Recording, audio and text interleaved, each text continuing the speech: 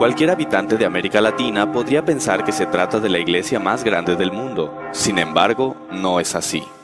Hablando en términos de población mundial, el cristianismo es la fe más grande, con un 32% de la población mundial. Sin embargo, el cristianismo está dividido en muchas iglesias, de las cuales la católica es solo una de ellas, aunque ciertamente la más grande, conteniendo al 55% de la población cristiana mundial.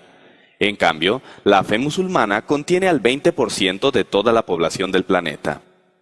Esto significa un número aproximado de 1.200 millones de musulmanes, contra apenas un poco más de 1.000 millones de católicos en todo el mundo. Evidentemente, la fe musulmana tiene mayor número de adherentes que la Iglesia Católica Apostólica Romana. Sin embargo, este punto nos lleva a una pregunta que le quita el sueño a muchas personas. ¿Por qué la fe cristiana está dividida? O lo que es lo mismo, ¿por qué hay tantas denominaciones o iglesias cristianas diferentes? Para conocer la respuesta, debemos remontarnos algunos cientos de años atrás, hacia la época del mismo ser que ha dado origen a la fe mayoritaria de un continente en el que ni siquiera nació, Jesucristo. Jesucristo nació judío, pueblo que posee una fe propia conocida como judaísmo, por lo cual Jesucristo fue educado creyente de esa fe. Significaba que adoraba en las mismas sinagogas que sus compatriotas. Los problemas comenzaron apenas cundió la popularidad de Jesús como el Mesías esperado, el Hijo de Dios, pues los dirigentes de la iglesia judía nunca le creyeron, y más creció su odio hacia él debido a las críticas que él hacía de sus prácticas erróneas, y debido a que como Hijo de Dios, proclamaba tener la autoridad para llamar sus propios ministros, a cuyos principales 12 llamó apóstoles. Por lo tanto, los sacerdotes y autoridades políticas judías decidieron hacer con él lo mismo que habían hecho con casi todos los profetas anteriores, es decir, matarlo. Una vez que Jesús ya no estaba entre ellos, los apóstoles tomaron las riendas de las congregaciones, y podemos apreciar claramente que ellos ya celebraban sus propias reuniones de adoración separadamente a las de la religión judía. La razón era muy sencilla: los seguidores de Cristo lo aceptaban como el Hijo de Dios y el Salvador, cosa que los judíos no han aceptado hasta el día de hoy. Después de la muerte de Cristo, los judíos continuaron persiguiendo a los cristianos. También los romanos se sumaron a la persecución. Una vez que los apóstoles y muchos de los creyentes en Cristo fueron muertos, la iglesia cristiana antigua tuvo que ingeniárselas para continuar funcionando, pero esto conllevó muchos problemas, pues comenzaron serias discusiones referentes a diversos puntos de doctrina, ya que no había voces que los miembros de la congregación reconocieran como autorizadas para dar una respuesta satisfactoria. Para tener un ejemplo de cómo la doctrina cristiana original fue sufriendo modificaciones con el paso del tiempo, basta con repasar la lista oficial de papas y los hechos más trascendentales que hicieron durante sus administraciones, tales como ordenar a las mujeres para entrar a la iglesia con la cabeza cubierta en el año 67 al 76, la institución del agua bendita entre el año 105 al 115, etc. Así pues, durante el primer siglo después de Cristo y la mayor parte del segundo, las congregaciones de cada ciudad donde las hubiera continuaron con un líder a la cabeza denominado obispo, que resulta un sinónimo de pastor, título tomado de la tradición judía. Sin embargo, por aquella época, cada iglesia cristiana o congregación era independiente la una de la otra y no estaban confederadas o unidas en ningún tipo de asociación, excepto por su fe. En otras palabras, y hablando en términos puramente históricos, la Iglesia Católica Apostólica Romana, que proclama haber sido fundada por el mismo Jesús, no existía aún durante el segundo siglo de nuestra era, ni existiría hasta muchos años más tarde.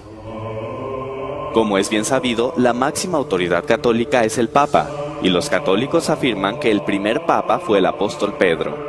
Empero, en ninguna parte de la Biblia se menciona que Pedro haya sido nombrado Papa por Jesús, y esto es porque la palabra Papa no fue aplicada al máximo dirigente católico sino hasta el siglo XI, cuando Urbino II, obispo de Roma, propuso que se usara ese término para denominarlos, pues hasta ese año, 1093, se les llamaba Pontífice Romano u Obispo de Roma, o sea, que en realidad el primer papa no fue Pedro, sino más bien Urbano II. La razón es obvia.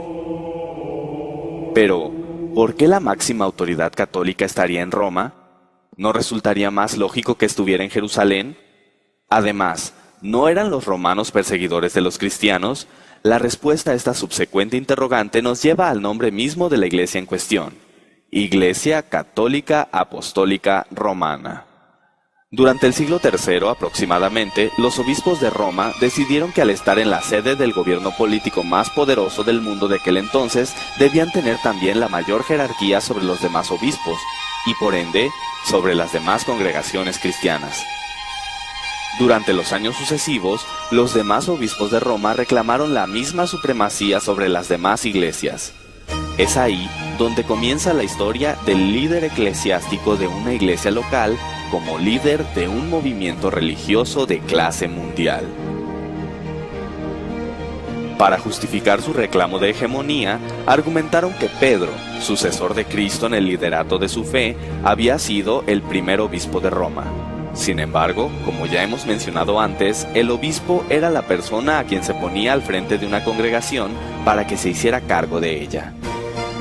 La Enciclopedia Católica, al justificar la sucesión de San Pedro a través de los papas, cita correspondencia entre autoridades cristianas, donde solo se hace referencia a la idea de que los obispos de Roma heredaron de Pedro la autoridad para legislar sobre el resto de las congregaciones. Curiosamente, estas referencias abundan a partir del siglo III en adelante, mientras que hacia atrás suman apenas 2 o 3. Incluso hace mención de una idea contraria a la que ellos sostenían.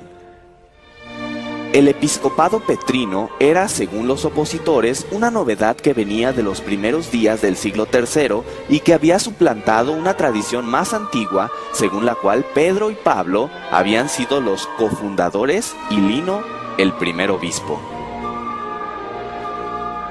La verdad es que Pedro no dejó ningún documento donde haga constar que los obispos de Roma son sus sucesores o cabeza de la iglesia como conjunto. Pedro no pudo haberse hecho cargo de esa congregación, debido a que sus constantes viajes le habrían impedido cumplir debidamente con las obligaciones que eso conlleva. De hecho, la aseveración católica de que Pedro vivió en los últimos años de su vida en Roma es virtualmente imposible de comprobar históricamente. Inclusive, la misma Enciclopedia Católica lo afirma de la siguiente manera.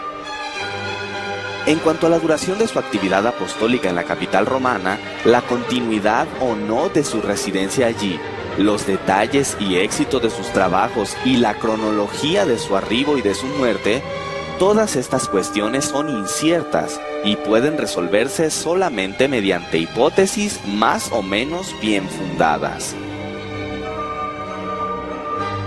Pero, sobre todo, hay que recordar que Pedro tenía una jerarquía mayor que la de un simple pastor u obispo. Él era un apóstol, título que recibió de manos de Jesús. Roma fue considerada sede de la autoridad cristiana desde el siglo III, pero no hay que pensar que eran aceptados por el gobierno romano. Como hemos mencionado antes, aún eran perseguidos tanto por judíos como por romanos. Sin embargo, la situación cambiaría drásticamente cuando en el año 313 un emperador decretó el fin de la persecución hacia los cristianos. Se trataba de Constantino el Grande, quien dio el primer paso firme en la organización de una confederación de las congregaciones cristianas bajo un mismo nombre. A más de 300 años después de Cristo, la Iglesia Católica no existía aún. Después de la partida de los apóstoles, la sencillez del evangelio fue corrompida o se fue apartando de él. Un ejemplo de todo esto es lo concerniente al bautismo, requisito indispensable para ser declarado miembro de una congregación cristiana. La palabra española bautismo significa sumergir, zambullir, hundir en el agua. La inmersión era la forma primitiva generalizada, de ello dan testimonio arqueológico las grandes fuentes bautismales del arte paleocristiano en numerosos templos cristianos en Oriente y Occidente. En el segundo siglo, el bautismo fue restringido a los 2 días festivos de la Pascua y del Pentecostés, y se necesitaba un curso de 3 años para poder recibir dicho sacramento. Para el siglo III se reconoció el bautismo infantil y posteriormente se institucionalizaría con el fin de volver al catolicismo a todo el Imperio Romano. El primer escritor cristiano que menciona el bautismo infantil es Tertuliano, y él se opuso. Nosotros no somos lavados para después cesar de pecar, sino porque hemos cesado de pecar. John L. Mosheim, en su libro Ecclesiastical History, escribe: el método antiguo de gobierno eclesiástico parecía subsistir en general todavía, mientras al mismo tiempo variaba el mando primitivo y degeneraba hacia la forma de una monarquía religiosa. Es un hecho históricamente aceptado que había pugnas de poder dentro de los círculos ministeriales del cristianismo. Sin embargo, no todos estaban dispuestos a aceptar tales reformas jerárquicas tan fácilmente. Si todas las comunidades, fraternidades cristianas son iguales, lo son sus obispos, como sucesores de los apóstoles con los mismos derechos entre sí. Por eso, los obispos o jefes de comunidades son colegas o coepiscopos. Las cuestiones que hemos mencionado hasta ahora no eran las únicas controversias que se manejaban. Era evidente que no había orden dentro del cristianismo y mucha confusión. Es ahí donde entra en escena Constantino. Nació en Naissus el 27 de febrero de 272 y a pesar de que los romanos habían perseguido ferozmente a los cristianos durante muchos años, Constantino se convirtió en su defensor, supuestamente tras haber tenido una visión en la que vio una cruz en el cielo y un sueño posterior en el que se le ordenó añadir un nuevo símbolo a su estandarte en 312 después de Cristo. Cabe hacer hincapié en que se hizo simpatizante del cristianismo, mas no se bautizó.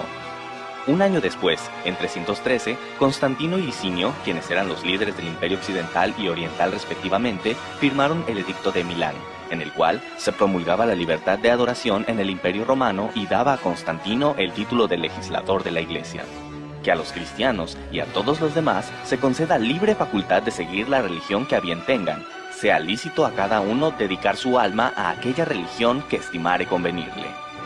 De esta manera, inusitada y súbita, los cristianos tuvieron una posición diametralmente distinta dentro de la sociedad. Pero fue tan diametralmente distinta su nueva posición que evidentemente alejados del evangelio de amor al prójimo que predicó Jesús, se convirtieron en verdugos al perseguir, torturar y asesinar a los paganos a partir de los años 314 y 315. Finalmente, en 324, Constantino declaró al cristianismo la iglesia oficial para que ésta sirviera de medio para unificar su imperio.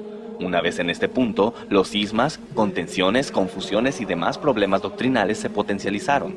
Temiendo que estos conflictos volvieran a dividir al imperio, Constantino convocó al llamado Concilio de Nicea, donde se pretendía llegar a un acuerdo sobre temas hasta hoy tan controversiales como la naturaleza de Dios y su relación con el Hijo y el Espíritu Santo.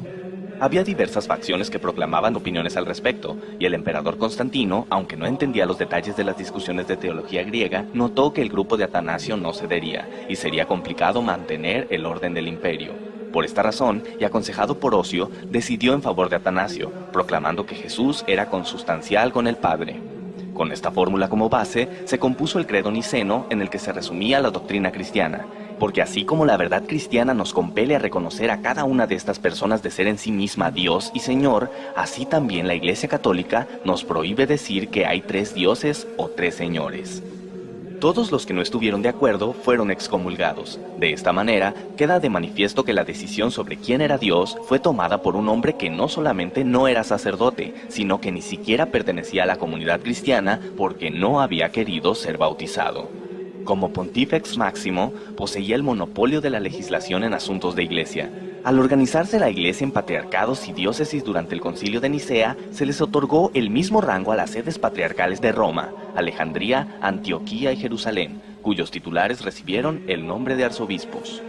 El Concilio de Nicea había logrado confederar al cristianismo y vemos cómo construyeron un credo con el objetivo de poner fin a las reiteradas y enconadas disputas doctrinales.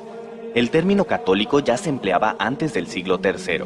De hecho, el primer registro que existe de este se encuentra en la carta del obispo San Ignacio de Antioquía a los esmilionitas en el año 110 después de Cristo. Donde esté el obispo, esté la muchedumbre, así como donde está Jesucristo, está la Iglesia Católica. Los estudiosos discuten si católico en este contexto significa universal o verdadera, auténtica. Durante las persecuciones, desde los primeros siglos, cuando preguntaban a los cristianos a qué iglesia pertenecían, decían a la católica. Bajo este concepto podemos entender que usaban el término iglesia católica no porque la iglesia así se llamara. Usaban el término católico para referirse a que pertenecían a la iglesia verdadera, es decir, la iglesia de Cristo, dando a entender que las demás iglesias eran falsas. Fue hasta el siglo IV cuando la iglesia que Constantino organizó fue nombrada católica. Actualmente se prefiere el significado universal para el término católico. En este punto realmente nace lo que ahora conocemos como Iglesia Católica y podemos entender entonces por qué la nacionalidad romana va junto a su nombre. Cuando Constantino cambia la capital del imperio a Bizancio, el obispo de esa ciudad quiso tener la misma preponderancia que su colega romano. Esto es una prueba de que la hegemonía del obispo romano sobre el resto de la iglesia se debe a su ubicación en la capital romana y que la supuesta sucesión de San Pedro es solo un pretexto. En el Cuarto Concilio Ecuménico celebrado en Calcedonia en el año 451, se reconoció a Constantinopla el mismo primado que a Roma. En este concilio ecuménico, el obispo de Constantinopla pasó a recibir el título de Patriarca Ecuménico. El obispo de Roma, León I, se opone a estas medidas y además decide resaltar su primacía adoptando el título de Pontifex Máximo que el entonces emperador romano, Flavio Graciano, había dejado de usar. Este deseo de primacía absoluta por parte de Roma conducirá, entre otros motivos, a que en 1054 se produzca el cisma de Oriente y Occidente, es decir, la división del cristianismo entre la Iglesia Católica Apostólica Romana y la Iglesia Católica Ortodoxa, que cuenta con 300 millones de miembros en todo el mundo. Pero Constantino no se enteraría de estos pleitos, pues moriría el 22 de mayo del año 337. Antes de morir, decidió que era el momento de bautizarse, y lo hizo en su lecho de muerte. Curiosamente, su bautismo fue oficiado por uno de los obispos que estuvo en contra del credo de Nicea, Eusebio de Nicomedia. En vista de todo esto, podemos decir que el gran gestor de la Iglesia Católica Romana no fue ni Jesús ni Pedro, sino Constantino, este emperador que vivió varios siglos después de ellos, pues fue él quien organizó a la Iglesia y determinó la base doctrinal que de todos modos seguiría sufriendo muchos cambios aún hasta nuestros días. Los cristianos obtuvieron libertad de adoración gracias al Edicto de Milán, pero la Iglesia Católica dejaría esas libertades de lado al exterminar implacablemente a cualquier persona o nación que se interpusiera a sus intereses o que profesara creencias diferentes a su doctrina. Y finalmente llega el momento de responder a la primera pregunta que planteamos. ¿Por qué el cristianismo está dividido? Podemos concluir que hay muchas iglesias cristianas debido a personas que se percataron de que la doctrina predicada por la Iglesia Católica se distanciaba abismalmente del evangelio de aquel personaje que afirman fue su fundador.